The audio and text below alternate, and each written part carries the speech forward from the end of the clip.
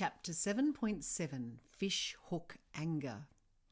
As soon as the others had gone, Blizzard beckoned to me to follow him. I felt a bit embarrassed and hoped that he'd not noticed how grumpy I'd been. But Blizzard didn't look like he was interested in noticing such things. He was striding ahead and I had to run to catch up. "Jax," he called, "come on." "Where are we going?" I asked. "To get some help," said Blizzard. "Sometimes the Indigo Sea can't clear away all the anger, especially if a person has fishhook anger." Fishhook anger? "It's anger that gets right in," said Jax, "deep on the inside of your heart. It lodges in there like a barb on a fishhook and refuses to budge," said Blizzard. I felt worried. "Do I have it?"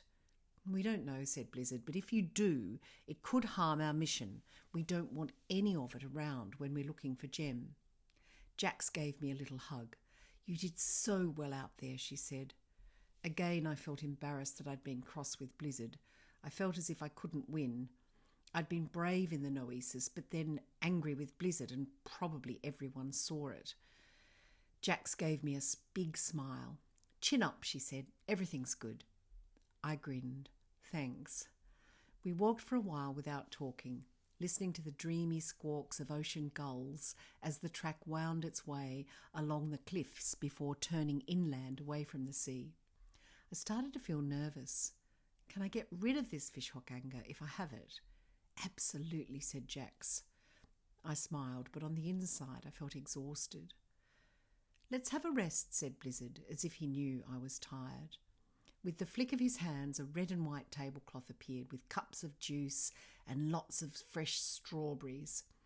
"Let's have some warm bread and a big round of cheese," said Blizzard with another wave of his hands.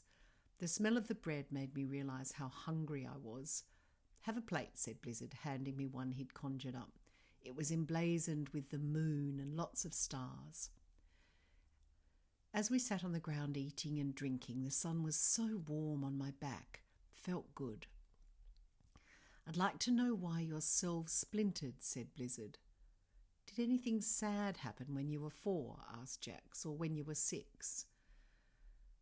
"Mum died soon after I turned 6, so 6 might have split away from me the first time after that."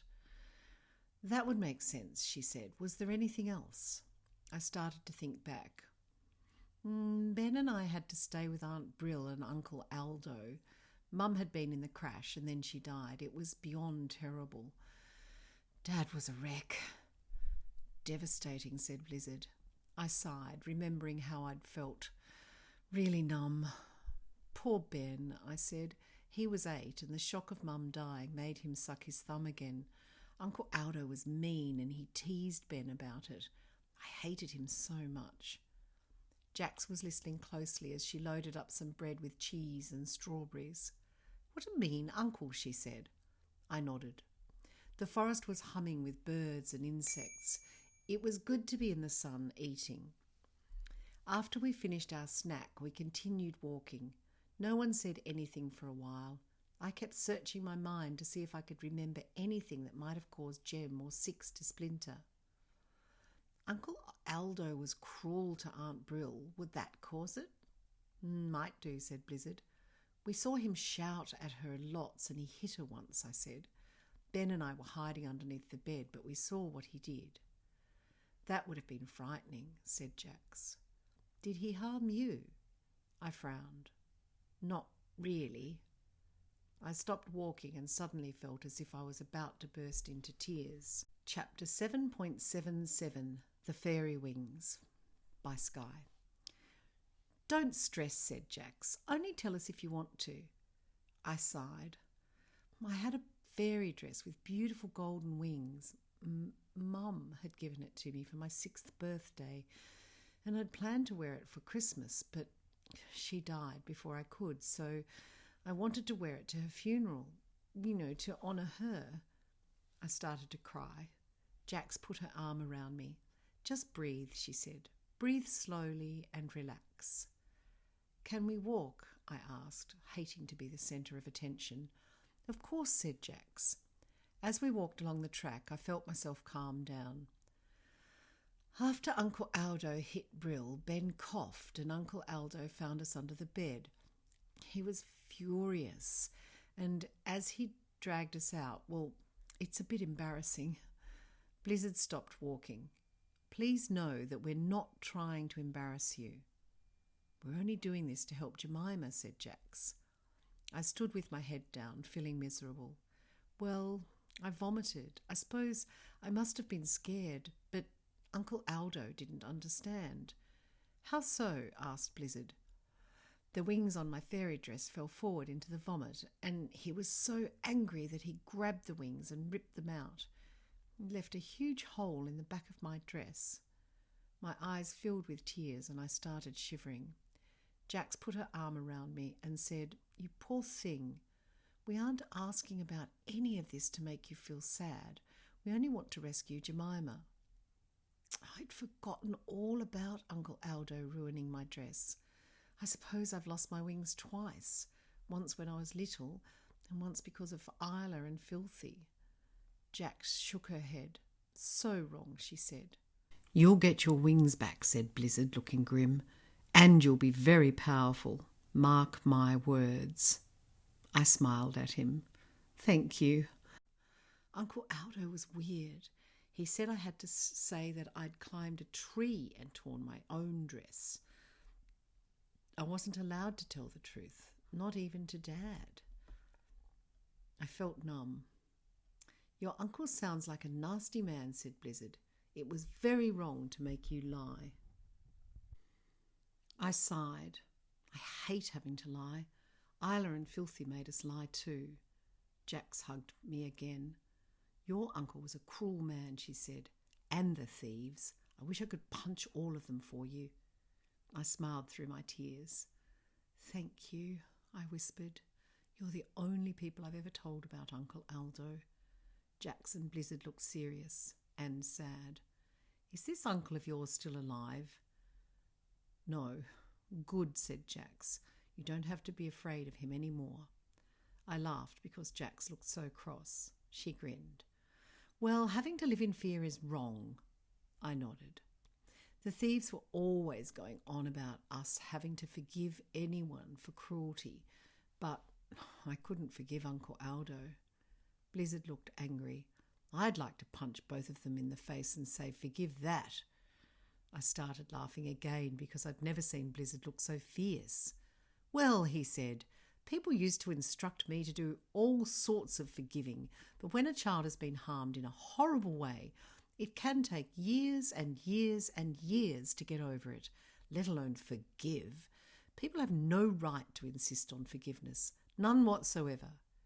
Jax nodded, looking very stern. Being able to forgive anyone can only come when you feel totally safe and sure that no harm will happen to you ever again. When people keep on doing terrible things and then asking for forgiveness over and over again, said Blizzard, well, that's just plain wrong. I sighed. I just don't want to see them ever again. You won't have to, said Jax, not if I have anything to do with it. Blizzard agreed. Most definitely. Now let's keep going. As we walked, I felt embarrassed to have told Blizzard and Jax about the vomiting. I'd always felt so ashamed of it. That day, with the sun warming my back, I began to realise that it was not my fault at all. I felt somehow stronger. It was nice. After a few more moments, I stopped and said, I'd forgotten, but when I was 4, we were going to the beach when a helicopter crashed onto the highway right in front of us. Dad swerved and we rolled down a bank. Sounds terrifying, said Blizzard. It was. No one was hurt, asked Jax. We all had to go to hospital, but after a while the doctor said we could go home. Blizzard looked angry. The time virus. Again. I understand why Miguel gets so enraged. I felt anxious. Could the time virus be here? No way, said Jax. The time virus needs people like the thieves to help it. Was Isla helping it to harm my family when I was young? Probably, said Jax. That's why Miguel is so angry with her, said Blizzard. She's had a lot to do with what's happened to you. Eva would like to see you broken because of who you are going to become when you grow up." I sighed. "I don't feel like I'll ever be powerful," I said. "You will," said Blizzard with a grin. Jax added, "You most certainly will." I laughed. "Okay." Jax looked serious again. "That explains Jemima." "Does it?" Jax put her arm around me.